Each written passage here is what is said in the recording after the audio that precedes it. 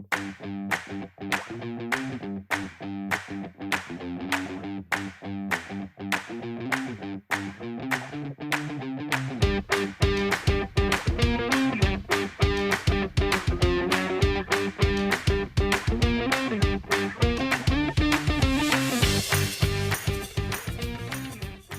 and welcome to episode 2 of the Footy with Fletch podcast. It is your host, Fletch Fraser.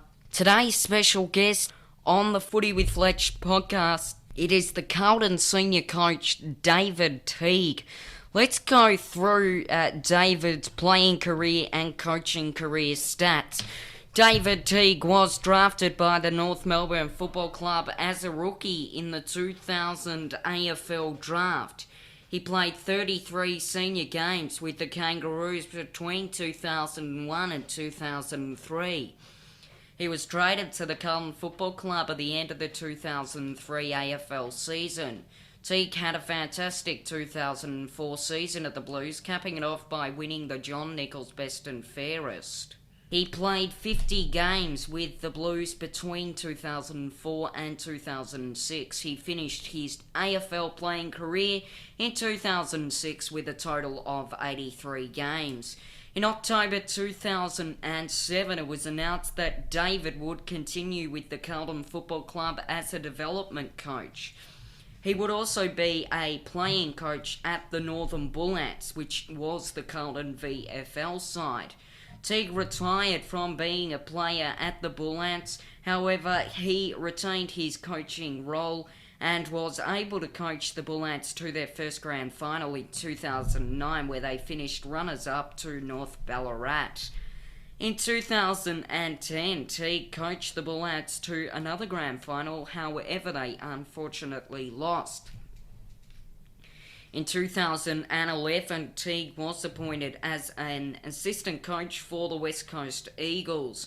In 2013, David Teague joined the Saints as a coach for a year. Then in 2014, he was appointed as the assistant coach under the newly appointed Phil Walsh as a forwards coach at the Adelaide Football Club.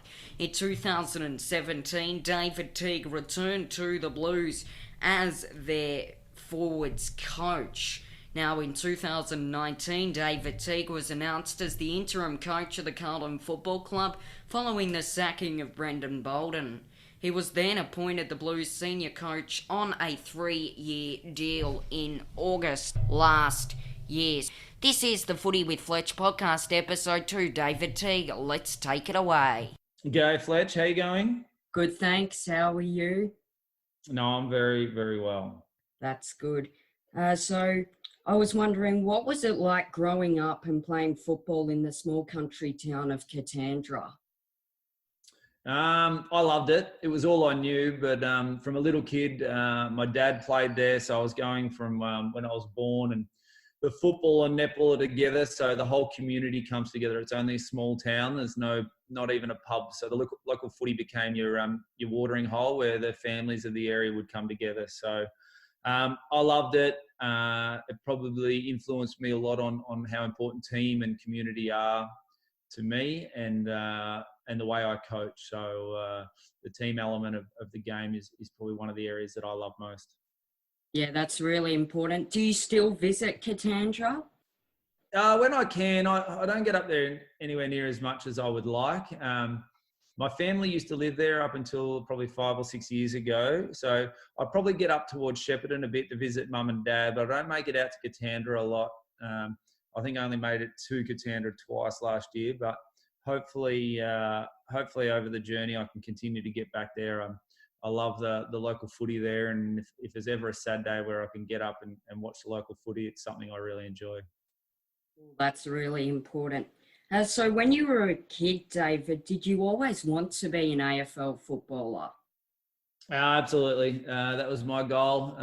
It was a toss-up between that and playing tennis at the elite level in terms of my dreams. But when I got to about 13, 14, I knew that the tennis dream wasn't going to happen. So I put all my eggs into the football basket in the sense of that's where my passion was. I think when I was about 12, I said someone said to me, "Oh, drinking alcohol doesn't help you become an AFL footballer." So I said, "Oh, I won't do it.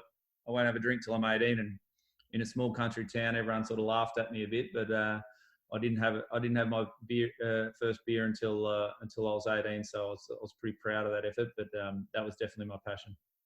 Yeah, that's really good, David. So which AFL team did you support growing up? Yeah, I grew up going for Melbourne. There was quite a few in the area that went for Melbourne. Rodney Grinter, who he'd grown up in Katanda and was playing at Melbourne at the time, was also a family connection there. His mum and my dad were cousins, so I followed Melbourne. My father was a North Melbourne supporter, so I always had a soft spot for them. He played some under-19s and reserves footy for North years ago, so I always had a soft spot for them, but I went for Melbourne, which a lot of the community did. Yeah, that's really good. And it's sort of funny that your dad went for North Melbourne because, of course, that's where you started your AFL career. Yeah, I was lucky in the sense that when I didn't get drafted out of the under-18 system, North Melbourne at the time were their VFL team back then were the Murray Kangaroos, and they tried to create a relationship with the Murray area, which used to be a zoning area till many years ago. And I think, to be honest, it was just to save a bit of money with their licensing fee. But being part of that, they had to get all their top-up players from that area. So I was coming down to go to uni anyway. So I was very lucky. There was 3 of us that actually got to train with North Melbourne full-time, yet we got to play in their reserves. If we didn't get a game, we had to go back and play in the Ovens and Murray. Wow, that's really cool. Who would have been a mentor that would have influenced your playing career? Oh, there's many along the way. My father was probably the biggest one that's influenced my playing and also, to be honest, a bit of my coaching journey. He coached my under-14 team and was always there. We'd sit there and watch a lot of footy in the country, and obviously he played. As I grew up, Dennis Pagan had a big impact on me when I went to North Melbourne. Obviously, 2-time premiership coach, and getting the opportunity to learn from him. And one of the things he really taught me was do the basics well under pressure, and the game hasn't changed, and that's what the good teams do. And you look at Richmond now, and that's what they do. They win the contest and they get the ball forward, and they do it under pressure. So he was a great influence. And then another influence from a coaching point of view was Phil Walsh. He had a massive influence when I was at West Coast. He was an assistant coach, and he put his arms around myself and a couple of other assistant coaches there and really helped us grow and challenged our thinking and ways of doing things. So from a coaching point, they were probably the leaders. From a playing point of view, when I got to North Melbourne, I idolized Glenn Archer and Lee Colbert were probably the 2 that I loved to watch. And Anthony Stevens was probably the other. And just seeing the way they went about training and playing, I tried to emulate what they did. Particularly off the field, it was their training and their habits that allowed them to be such good players on the field. And then on the field, their competitiveness is something that I really respected and loved about the way they played. Yeah, that's really good. Do you think that Dennis Pagan, did he give you any advice to become a coach? Yeah, my last year at Carlton, I was on the list, and at the start of the season, he suggested that the club were probably looking to play a lot of the kids, and that it might have been tough for me to get a game that year. And he asked me if I had an interest in coaching, and I said that I did. And he said that he thought that it'd be a great pathway for me to follow. He saw something in me in that coaching area, and he started to help me out. And he allowed me to sit in some of the box game days, and he started sort of teaching me a little bit of the craft of coaching. And that year I got a lot of enjoyment out of helping the younger players in the VFL get games for Carlton, because I probably would have got very frustrated if I just kept trying myself to get into the senior team. But to help others and see them get better, along with Dennis's honesty at the start of the year, probably allowed me to start investing in coaching a year before I'd finished playing. That's fantastic. How do you prepare for an AFL match each week? Yeah, look, I'm a big believer that the work you do throughout the week will allow you, and pre-season is very important, but then you get to train and practice during the week, and then game day, hopefully you get to the stage where the players are in a mindset where they can just go play. And so the week leading up, you obviously you review your game on some learnings. You particularly focus on the learnings you think are going to help you best to beat the opposition you're playing that week. You'll have a look at the opposition as well, have a look at a couple of key points. I'm pretty big on not giving the players too much information about the opposition, just the key points that we then relate back to our game style and what we need to do well. I'm a believer that you need to worry about yourself and get your own. If you bring your best footy, you're going to be hard to beat. So to spend a fair bit of time making sure that your strengths and your areas are covered. So you do a little bit of that, and then individually players will review their game, but then they'll also prepare for the game, particularly defenders. They'll start looking at their opponents. Midfielders will look at opposition's stoppage structures and strategies and a bit of running patterns, and then the forwards will have a look at how one team defends and how other teams may have beat that direct opponent or defensive set. So they're probably the key elements to prepare for a game. And then hopefully by the time the ball's bounced and to be honest, the day out from the game, you're hoping most things are covered and the players are just in a frame of mind where they can just go play. Yeah, that's fantastic. So, David, you wore the number 15 at Carlton. Did you get to choose to wear that number? Funny story. When I got to Carlton, they did ask, and there was a lot of new players that year. I think it was the year after that. They copped some draft penalties from a salary cap, so they had a lot of players from other clubs. And someone, I think Shane O'Sullivan or Colin Kinnear, asked me. They said, "Well, what number would you like?" And I said, "Oh, look, I'm not too fussed. 11 was my favourite number as a footballer." And Barnaby French had 11, so it wasn't available. So I said, 2, 5, 5 or 10, any of those numbers I like. I'm happy with any of those. Not really too fussed. So when they told me I had 15, I was like, why'd you even ask? I didn't get any of the three. I gave them 3 options and I didn't get any of them anyway. So I wasn't sure, but in the end, the number on your back doesn't faze me too much. It's what you do inside the jumper that counts. Yeah. So, of course, the current number 15 is co-captain Sam Doherty. Who do you think is the best number 15 at the Carlton Football Club? Well, he is currently, but no, look, Sam Doherty's a great player, All-Australian, best and fairest, who's been through some adversity with his knees, and the way he's handled himself, he's been super professional. And right now, we're not playing footy. It probably, if there's someone I think about a lot, it's probably Sam. He's got to a stage where his body's ready to handle it, and there's no games to be played. So he's a very good player, and I can't wait to see him back out there playing footy again in the navy blue jumper. Yeah, it will be great to see him back out playing in the navy blue. So the Carlton Football Club in round 1 against the reigning premiers Richmond, who laid 52 tackles for the whole match. However, Carlton only laid 23 tackles for the match. Is this an area that you need to improve in? Well, we do off that one game. So, yes, it is an area. It's something we focused a little bit over the pre-season, our technique, and we need to improve our technique. But when you look at that game in isolation, it was poor. But against Brisbane, particularly the first half, when we played against Collingwood, our tackle pressure in itself was quite strong. So, absolutely, that game wasn't at the standard. But I'd like to think the way we've trained, the intensity the players have brought to training, hopefully that was a one-off and the rest of the year will be a lot better. But you're right, you're not going to win too many games with 23 tackles. And to be honest, we still gave ourselves a chance. So it showed that we did a lot right in the other areas, but we need to be stronger there. Yeah, that is really important.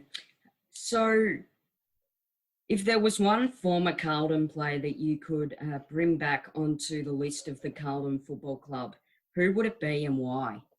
Oh, I've been asked this one a few times. I just love Bristol. I think he'd be a phenomenon, especially with the looks and the marketing that goes on now.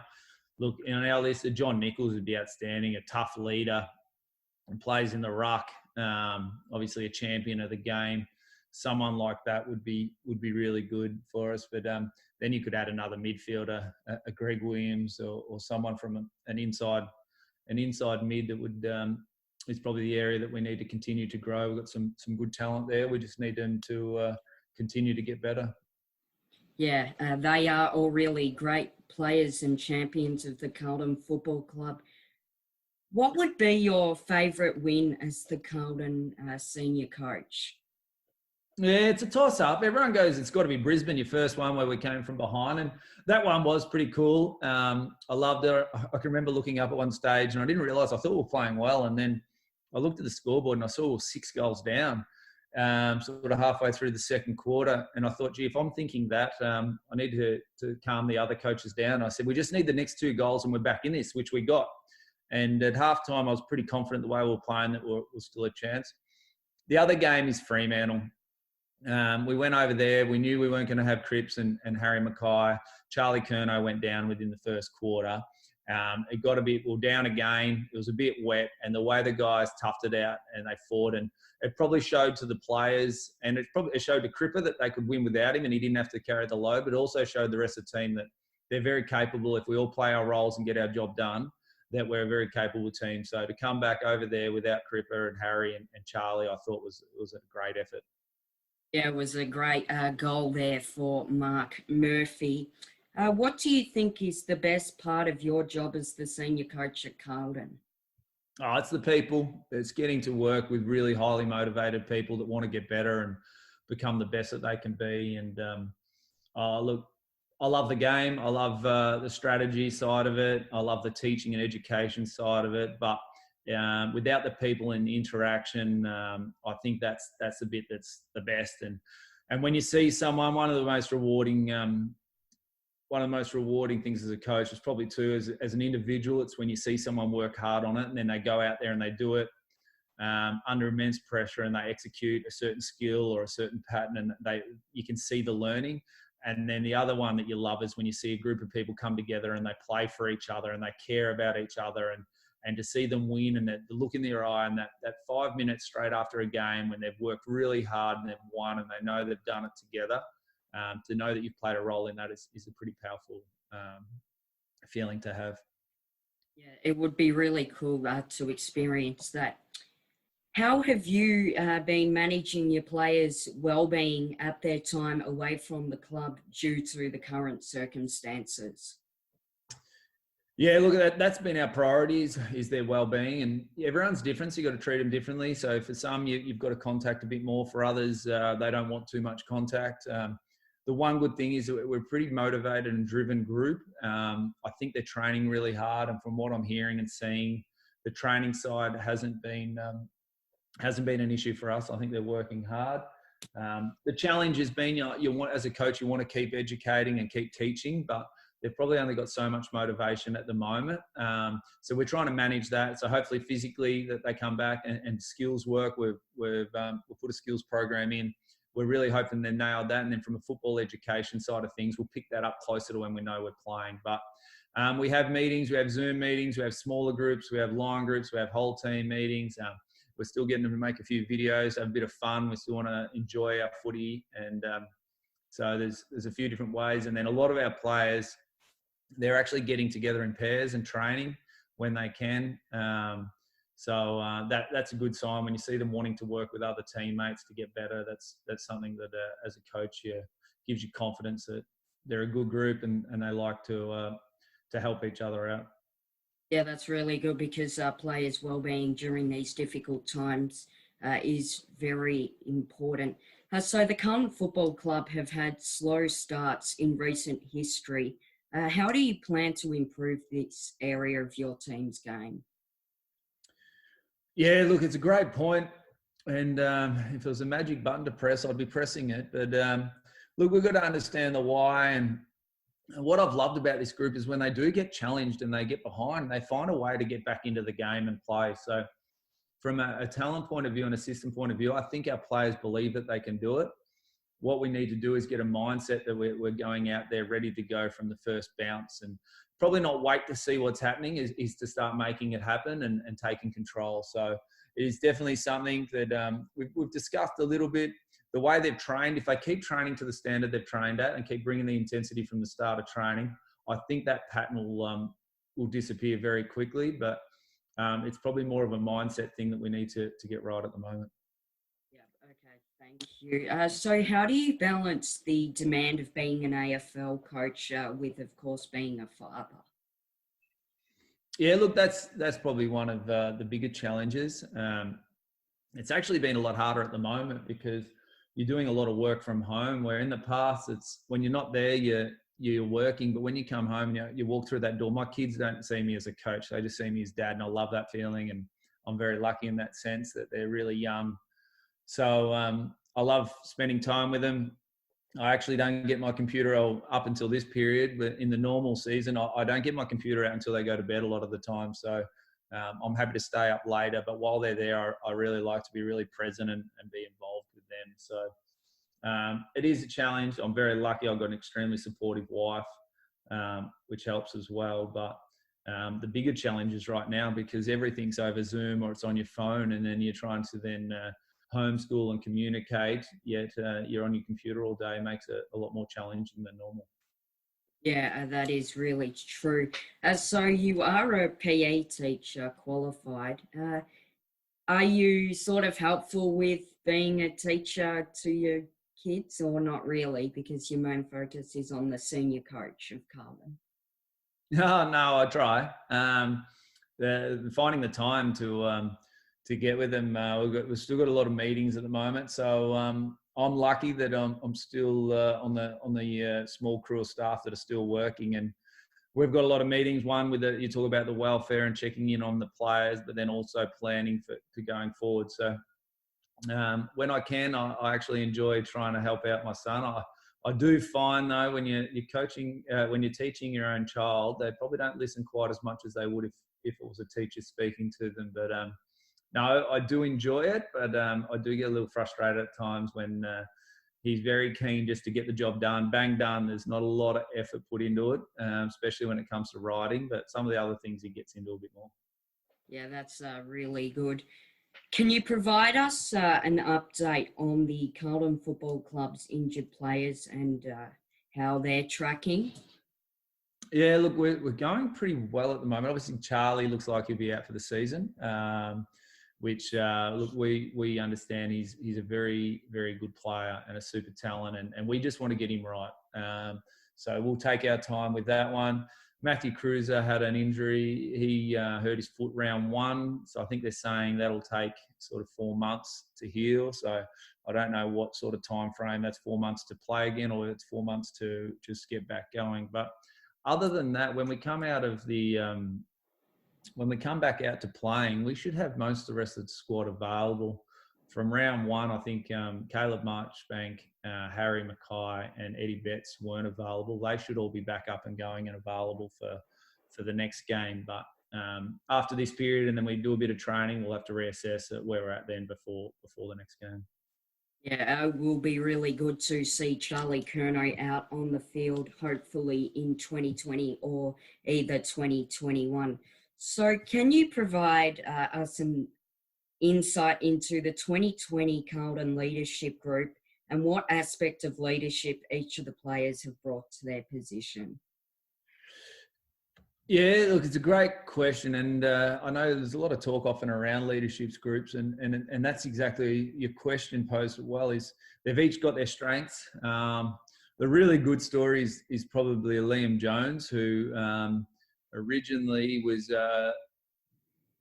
when we voted, he was just on the edge, but over the pre-season, the other leader said he's just got to be part of it. He just trained with an intensity. He competed, so he brought that element. He also had a calming effect. In meetings, he's quite calculated, and when he spoke, people really listened.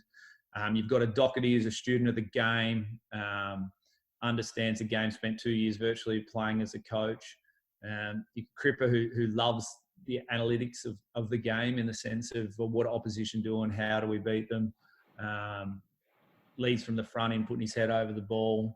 And then you've got some guys, some really selfless guys in terms of an Ed Curnow and Jacob Wiedering who'll do anything for the team, play a role. But Ed's off-the-field stuff of bringing people along and keeping the group together is outstanding. And then Sam Walsh is the other member, and Sam Walsh and Mark Murphy. And Sam Walsh is obviously, he's still young to be in a leadership group, but the way he trains, the way he prepares, his professionalism is something that guys can learn from. And then obviously Mark Murphy's been around a while, and to be honest, I've been super impressed with his growth as a leader and the way he does it. And even just this year, sitting in the more meetings with him around the leadership, he has an ability not to say a lot, but when he speaks, he has a really calmness and a balanced view on a lot of things. So I've been super impressed with his development as a leader.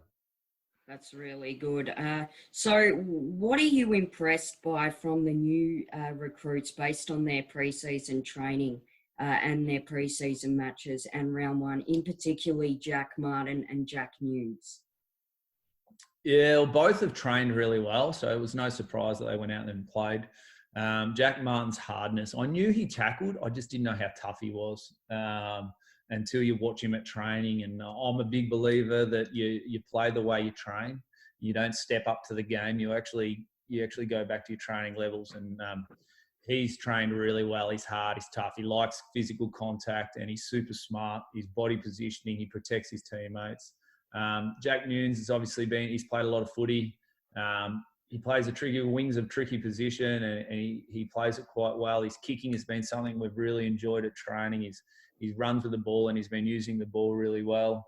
Eddie was the one that didn't play round one, but he's been outstanding. He's been our dominant small forward on the training track. And the players, not only the small forwards get to watch and learn from him, the small defenders get to practice playing against someone that has serious forward craft. And he plays different to a lot of players, so it's great for our backs to get the opportunity to play on him. And he's a leader as well. He's not in our leadership group, but he's forever trying to help players that are playing on him. I remember one day Cam Polson was playing on him, and Eddie was telling him, you got to hit me more. And I've got no doubt the last thing Eddie wanted was someone to hit him and bump him more, but he was telling Cam that's how you play on him. And I thought that leadership and craft has been outstanding. So Mark Pitnet's probably the other one who's from an experience point of view, and he was super close to a game in round one, and he'll get an opportunity now that Cruz is down. But he just hits bodies. He likes to protect. He competes in the ruck, and then he looks to protect his mids, which I've got no doubt our midfield will really enjoy when he starts playing alongside him. So they're the guys from a recruit point of view. From a drafting point of view, Sam Philp and Josh Honey have probably been the two that have shown. Josh Honey's got serious speed, and Sam Philp's a competitor. Sam Ramsey's come along quite well. He had a little injury towards the end, but he showed he can play half forward, half back on the wing, and he's another one that likes to compete. And then Brody Kemp he had his knee operated on, so the boys haven't seen much of him. He's been in rehab a fair bit. And then Fraser Phillips is the other one who he's just the boys stir him about how skinny he is, but in the game against Brisbane at 3 times he went back with a fly to the ball in front of packs, and he's super brave. So I think he earned a fair bit of respect from his teammates when he's doing acts like that. Yeah, that's really important. Do you believe that the shorter 2020 AFL season, if we get back to playing, will support your veterans in Matthew Cruiser, Kate Simpson and Eddie Betts to even possibly play on in 2021? Oh, I don't know if the games, like the shorter season or the shorter minutes, I don't know. You're going to also have games played 5 days apart. So it's a bit unknown. We don't know what it's like. We'll cross the bridge of whether they'll play on next year. Their form and their body will be the two main areas that we'll have to look at. But I'm still looking forward to getting Eddie back out there in the navy blue jumper, and obviously Simo got to play round one. So Cruz this year, we'll have to see how he recovers. But with the season getting pushed back, he might be an opportunity later in the season as well. Yeah, that would be great to see. Do you think that the draft age should be raised to 19? Yeah, I'm probably not. I just look at a Sam Walsh last year and think if he had to wait one more year to play AFL, it'd be unfair on him. He was ready to go. He showed he was ready to go and he could compete. So I don't mind the idea of the percentage of players going up, but clubs don't have to draft them at 18 either. So if they want the draft age to go up, they can start taking 19-year-olds if they think they need an extra year to develop. So I'm probably reluctant to change it, especially when you see a Sam Walsh come through, and whether Matt Rowell does this, and you've seen Joel Selwood in the past. And I remember at West Coast, Jack Darling didn't need another year of waffle footy. He was ready to go in the first year when I was over there. Sam Walsh had a fantastic debut season for the Blues. And just finally, Do you support the idea of playing matches in an AFL format, and how would you be able to cope with the time away from your family if they're not allowed in the hubs? Yeah, I do support it. Look, I love this game, and right now it's not what we all signed up for, and I think people need to be aware of that. But at the end of the day, I think we'll have 22 players that will be happy to run out there and play. And in my role as a coach and being grateful for the opportunities the AFL given me, if I can help that, help the game continue and stay afloat at the moment. Obviously, it's challenging times for everyone, but what I could do right now is help with the AFL game. So I am supportive. My wife understands the position I'm in, and she said that she gets it. She would love me to be at home, and I'd love to be at home with my family. But right now, in the future we'll look back and it'll be a short amount of time, but it is going to be hard, and it's going to be harder for some than others. But no, I'm very comfortable to support it. That is really good. So thank you very much, David, for coming on the Footy with Fletch podcast. It has been great to have you. Of course, you've got a very busy schedule as the senior coach of Carlton. So thanks again. No, not a problem at all, Fletch. And there we have it. There is the Footy with Fletch podcast episode 2. Thank you very much to the Carlton senior coach, David Teague, for coming on my podcast. It was a privilege and an honour to have you as a guest. I wish you and the Carlton Football Club the very best if the 2020 AFL season recommences, which is looking more than likely. So best of luck for the rest of the season to David and his Blues. We will have episode 3 of the Footy with Fletch podcast very soon. Bye for now.